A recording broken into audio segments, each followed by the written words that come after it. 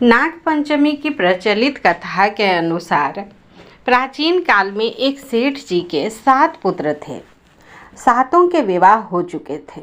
सबसे छोटे पुत्र की पत्नी श्रेष्ठ चरित्र की विदुषी और सुशील थी, परंतु उसके भाई नहीं था।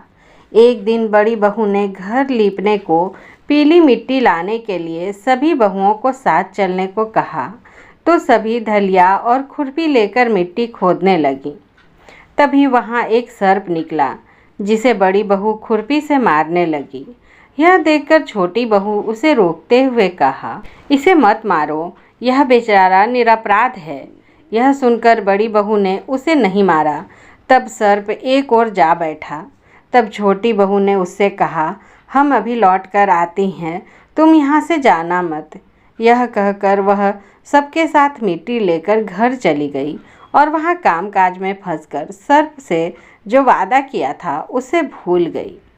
उसे दूसरे दिन वह बात याद आई तो सबको साथ लेकर वह वहाँ पहुँची और सर्प को उस स्थान पर बैठा देखकर बोली, सर्प भैया नमस्कार। सर्प ने कहा, तू भैया कह चुकी है, इसलिए तुझे छोड़ देता हूँ, नहीं तो झूठी बात कहने के कारण तुझे अभी डस लेता। वह बोली, भैया मुझसे भूल हो गई, उसकी क्षमा मांगती हूँ। तब सर्प ने कहा, अच्छा तू आज से मेरी बहन हुई और मैं तेरा भाई हुआ, तुझे जो मांगना हो मांग ले। वह बोली, भैया मेरा कोई नहीं है, अच्छा हुआ जो तू मेरा भाई बन गया। कुछ दिन व्यतीत होने पर वह सर्प मनुष्य का रूप रखकर उसके घर आया और बोला, मेरी बहन को भेज दो। सबने कहा कि इसके तो कोई भाई नहीं था, तो वह बोला, मैं दूर के रिश्ते में इसका भाई हूँ, बचपन में ही बाहर चला गया था। उसके विश्वास दिलाने पर घर के लोगों ने छोटी बहू को उसके साथ भेज दिया। उसने मार्ग में बताया कि मैं वही सर्प हूँ, इसलिए तुम डरना नहीं और जहाँ चलने में कठिनाई हो वहाँ मेरी पूँछ पकड़ लेना। उसने कहे अनुसार ही किया और इस प्रकार वह उसके घर पहुँच गई। वहाँ के धन ऐश्वर्य को देखकर वह चकित हो गई। एक दिन सर्प की माता ने उससे कहा, मैं बाहर जा रही हूँ, तू अपने भाई को ठंडा दूध पिला देना। उसे यह बात ध्यान न रही और उसने गर्म दूध पिला दिया, जिससे उसका मुख पूरी तरह जल गया। यह देखकर सर्प की माता बहुत क्रोधित हुई, परंतु सर्प के समझाने पर चुप हो गई। तब सर्प ने कहा कि बहन को अब उसके घर भेज देना चाहिए। तब सर्प और उसके पिता ने उसे बहुत सा सोना, चांदी, जवाहरात, वस्त्र, आभूषण आदि देकर घर पहुंचा दिया।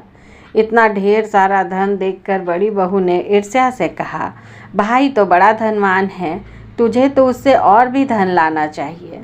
सर्प ने यह वचन सुना तो सब वस्तुएं सोने की लाके दे दी।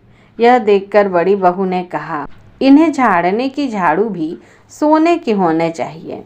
तब सर्प ने झाड़ू भी सोना का लाकर रख दी। सर्प ने छोटी बहू को हीरे मणियों का एक अद्भुत हार दिया था। उसकी प्रशंसा उस देश की रानी ने भी सुनी और वह राजा से बोली कि सेठ की छोटी बहू का हार यहाँ आना चाहिए। राजा ने मंत्री को हुक्म दिया कि उससे वह हार लेकर शीघ्र उपस्थित हो। मंत्री ने सेठ जी से जाकर कहा कि महारानी जी छोटी बहू का हार पहनेंगी, वह उससे लेकर मुझे दे दो। सेठ जी ने डर के कारण छोटी बहू से हार मांगकर दे दिया। छोटी बहू को यह बात बहुत बुरी लगी।